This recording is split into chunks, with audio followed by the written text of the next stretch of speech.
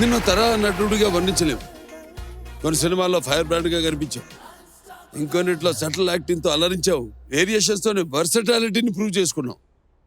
నేను అభిమానించే వారిలో ఒకటిగా అడుగుతున్నాను, సరే అసలు మహేష్ ఎవరు? I'm a father to my children అండి. నీ గొంతులో కుటుంబం ధ్వనిస్తుంది మహేష్. నీ నాన్నగారంటే నీకెంత ప్రేమో, పిల్లలంటే నీకు అంత గట్టి ప్రేమ ఉన్నట్టుంది. అది నాన్నగారి నుంచి వచ్చిందేనండి నాకు. Very good, very good. నీకు నాకు చాలా సిమిలారిటీస్ ఉన్నాయి. నన్ను ఎలాగైతే మా నాన్నగారు ఇండస్ట్రీకి తీసుకొచ్చారో, కృష్ణ గారు నిన్ను అలాగే తీసుకొచ్చారు. అవును. మరి నువ్వు ఆయన దగ్గర నేర్చుకున్నది ఏంటి, అసలు నేర్చుకోకూడదు అనుకున్నది ఏంటి? మంచితనం ఆయన దగ్గర నుంచి నేర్చుకున్నానండి. ఆ మంచితనం కూడా నేర్చుకోకూడదు అనుకుంటున్నానండి. మంచితనం అంటేనే అడ్వాంటేజ్ తీసుకుంటారండి. సో అది ఎక్కడో నేను అది నేర్చుకుంది ఏంటంటే, మరి అంత మంచిగా కూడా ఉండకూడదేమో లైఫ్ లో అన్న ఒక్క ఇది నేను తీసుకున్నాను. సో అది ప్రాక్టికల్ గా అది నేను నేర్చుకున్నాను లైఫ్ లో. అసలు చిన్నప్పుడు యాక్టర్ అవ్వాలని ఎందుకు అనుకున్నావు? అంటే మీ నాన్నగారిని చూసి ఇన్స్పైర్ అయ్యావా, లేక స్కూల్లో ఫాలోయింగ్ పెంచుకోవడానికి? అసలు స్కూల్లో ఎవరికి చెప్పలేదండి నేను యాక్ట్ చేస్తున్నాను. టీజ్ చేసేవాళ్ళు, యాక్టింగ్ చేస్తున్నావా ఏంటి తెలుగు సినిమాలో. సో స్కూల్లో ఎవరికి చెప్పలేదండి. సో నాన్నగారు ఏంటంటే, మరి ఏ జన్మలో నేను చేసుకున్న అదృష్టం తెలియదు కానీ, చిన్నప్పుడు హాలిడేస్ ఉన్నప్పుడల్లా ఒక సినిమాలో యాక్ట్ చేయించేసేవాళ్ళు నన్ను ఊటీకి తీసుకెళ్ళి. ఎందుకంటే ప్రతి సమ్మర్ ఆయన ఏప్రిల్ మేలో ఊటీలో షూటింగ్ చేసేవాళ్ళు. అలా నాకు తెలిసే లోపల 5-6 ఏళ్లలో 5-6 సినిమాలు చేశాను. 5-6 సినిమాలు ఆడేసినాను. ఇది ఫస్ట్ పిక్చర్ ఫస్ట్ సినిమా నీడ అండి. నీడ దాసనారాయణరావు గారు పోరాటం అప్పుడు 84 అండి. కోడి రామకృష్ణ గారు. అవునండి, అది యాక్చువల్ గా ఫస్ట్ ఫిల్మ్. నీడలో దాని ముందు యాక్ట్ చేశానండి. సో పోరాటం నుంచి ప్రతి ఏడు ఒక్కొక్క ఫిల్మ్ సమ్మర్ హాలిడేస్ లో చేంజ్ చేసేవాళ్ళు. సో నాకు మరి అలా లక్కీగా ఆ సినిమాలు ఆడేసి సడన్ గా ఇతను చైల్డ్ స్టార్ అయిపోయాడు అన్నారు. అది నాన్నగారు అలా చేస్తారు నాకు. దానివల్ల ఏమైందంటే కెమెరా అనే భయం పోయింది, షూటింగ్ అనే అట్మాస్ఫియర్ పోయింది. సో యాక్టింగ్ అవన్నీ మామూలే కదా అన్న ఫీలింగ్ ఒకటి వచ్చేసింది. అది యాక్టర్ అనేది చాలా ఇంపార్టెంట్. సో నా కెరియర్ అంత సింపుల్ గా ప్లాన్ చేశారు ఆయన. బ్రహ్మానందం గారు, అయ్యా మీరు ఒక మహానటుడు ఫ్యాన్ అని విన్నానండి. ఎవరండి ఆయన? ఇంకెవరండి, స్వర్గీయ నందమూరి తారక రామారావు. ఆగండి, మళ్ళీ ఫ్రస్ట్రేషన్ వచ్చేసింది. అబద్ధాలు. ఈ నాగేశ్వరరావు ఫ్యాన్ ఇక్కడికి వచ్చి ఈ మాట, అక్కడికి వెళ్ళి ఆ మాట. ఆగండి, మీరు మరి దానికోసం కవరింగ్ వద్దండి. ఎందుకంటే నాకు నా దగ్గర ఎన్నో రుజువులు ఉన్నాయండి మీరు నాగేశ్వరరావు ఫ్యాన్ అని. నా దగ్గర కూడా చాలా రుజువులు ఉన్నాయి సార్. రాజేంటి గుండి ఎందుకు తీస్తున్నారు సార్? అంటే ఒక్కొక్క ప్రశ్నకి ఒక్కొక్క నాకు గుండీ లేవు, జిప్ ఉంది. నేను షర్ట్ అంటే డైరెక్ట్ ఇలాంటి వచ్చేస్తా. బటన్ తీసేస్తే లోపల ఏం లేదు సార్. రామారావు రీడ్ చేయండి. ఎన్టీ రామారావు గారినే. ఏం దురభిమాన దుర్యోధన, అరువు తెచ్చుకున్న తుచ్చ ప్రాణాలు అరచేత పెట్టుకుని హస్తినకు వెళతావా?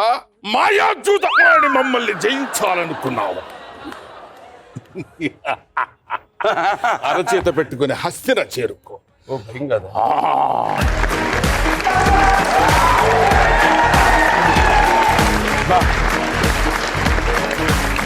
చాలా సీరియస్ క్వశ్చన్ అడుగుతాను. నీకు సీరియస్ క్వశ్చన్ ఉండొచ్చు, నాకు సరదా క్వశ్చన్ ఉండొచ్చుగా. చూద్దాం. ఉండొచ్చు. మన ఫ్రెండ్ చిరంజీవి గారి మీద మీకు నిజంగా ఉన్న అభిప్రాయం ఏమిటి చెప్పండి. చిరంజీవి మంచి నటుడు, అద్భుతంగా డాన్స్ చేస్తాడు.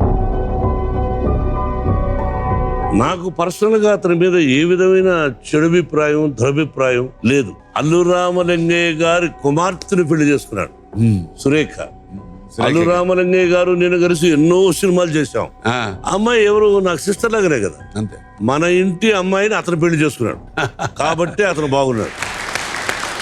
కాసేపు నేను మోహన్ కృష్ణ ఎందుకంటే మీరు సరికొత్త నటుడు నవీన్ బాబు అలియాస్ ఉరఫ్ నాని సార్ నన్ను ఇంప్రెస్ చేయడం అయ్యో నేను అసలు ఇంప్రెస్ చేయలేదు సార్ ఆయన్ని, మోహన్ కృష్ణ గారు. అదే నేను సినిమా చేయనని చెప్పా. ఎలా జరిగింది అదంతా? అదే అదే అదే ఆ స్టోరీ చెప్తున్నా. సినిమా నాది ఫస్ట్ ఫిల్మ్, నాది ఒక స్క్రిప్ట్ అంతా ఓకే అయిపోయి ఇంక డైరెక్టర్ అయిపోదాం అని అనుకున్న టైంలో చిన్న ఫ్రెండ్ కోసం ఒక చిన్న యాడ్ ఫిల్మ్లో ఒక ఆ టైంకి ఎవరు దొరక్క ఆ యాడ్ ఫిల్మ్ స్క్రిప్ట్ నేనే రాసా. నేను డైలాగ్ చెప్పినప్పుడు వస్తున్న ఆ మూడ్ రావట్లేదు, ఆ యాక్టర్తో ఒకసారి నువ్వు చేసే అంటే ఏదో చేశా చిన్న.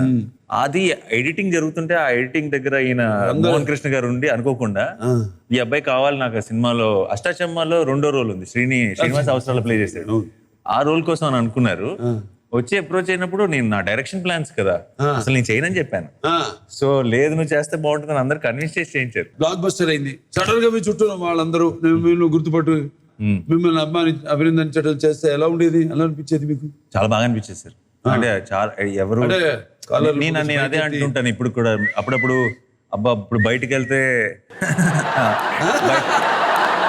అప్పుడప్పుడు బయటకు వెళ్ళినప్పుడు ఇప్పుడు ఎక్కడికి వెళ్ళినా సరే చాలా ప్రైవసీ ఉండదు, ఇబ్బంది అంటున్నప్పుడు నేను అదే అంట, ఇప్పుడు ఇబ్బంది అంటాం కరెక్ట్ కాదు. సినిమా బిగినింగ్ లో కెరియర్ స్టార్ట్ అయినప్పుడు ఎవరైనా గుర్తుపడితే బాగుండు అని కోరుకున్న రోజుల నుంచి తర్వాత బాగా పాపులర్ అయిపోయిన తర్వాత ఎక్కడికి వెళ్ళినా గుర్తుపడుతున్నారే అన్నది కంప్లైంట్ అవ్వకూడదు. ఏదైతే కోరుకున్నామో అదే దొరికినప్పుడు అది అదృష్టంగా ఫీల్ అవ్వాలి తప్పితే. సో నువ్వు మీ బాబాయ్ ఒక షో చేస్తున్నానంటగా ఓటీటీలో మొత్తం బూతుల పండగ. బాగా సార్. మా బాబోయ్ ఆయన కొంచెం కంగారు పడుతున్నారు సార్ బూతులు చెప్పడానికి. అయ్యి హిందీ హిందీ అంటే వెంకటేష్ గారిని తెలుగులో చెప్పించడానికి హిందీలో బూతులు చెప్తే బెటర్. సినిమా ఇండస్ట్రీకి స్వామి వివేకానంద మీ బాబాయ్. బట్లిపేశావు నువ్వు. లక్కీగా ఆయన అమెరికాలో ఉన్నారు. ఈ షో టెలికాస్ట్ అయ్యేటప్పుడు ఆయన చూడకుండా చూస్తాను నేను ఇంక పంపిస్తా వాట్సాప్. నాకు ఒకటైంది, ఎవరు ఎంత ఎంజాయ్ చేస్తున్నారు కానీ వీళ్ళు మాత్రం తెగ ఎంజాయ్ చేస్తున్నారు సార్. 100% కదా. మీకు ఇప్పుడు కూడా సాంగ్ పెట్టండి, తను డెఫినెట్ గా డాన్స్ అలవాటు అయిపోయింది మరి. అలవాటు అయిపోయింది. రష్మికకి డ్రాలర్స్ కి చాలా ఫ్రెండ్షిప్ ఉంది కదా. అప్పుడేమో కుక్క బిస్కెట్లని, ఇప్పుడు సామి సామి అని. నవ్వుతుంటే ఏంటి ఇంత అందంగా ఉన్నావు? బన్నీ చందనం, ఈ అమ్మాయి చందమామ. ఇప్పుడు ఏమమ్మా ఇప్పుడు వేస్తావా? OP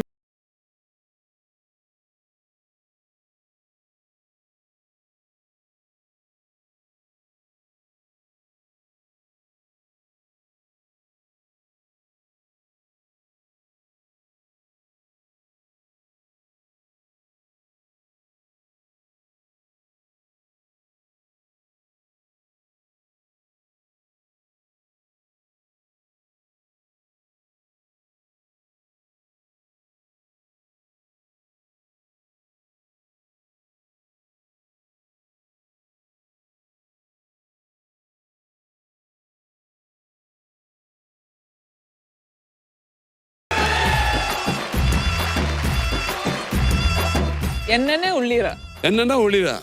means how are you? How are you? ನಾನು ಚಾಯ್ತೆ ಇಲ್ಲ. నా చాయితే ఉల్లా. నేను కాఫీ తాగల. I am fine sir.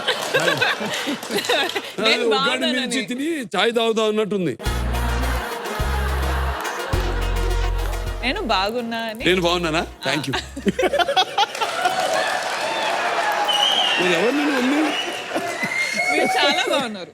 Thank you sir. మీరు సుక్కువాడు చెప్తారా విను. సీతారామ శాస్త్రి గారు చందమామ మనకు అందదని ఒక పాట రాశారు. చందమామ మనకందని. కానీ ఈ చందమామ నాకు అందేస్తుంది.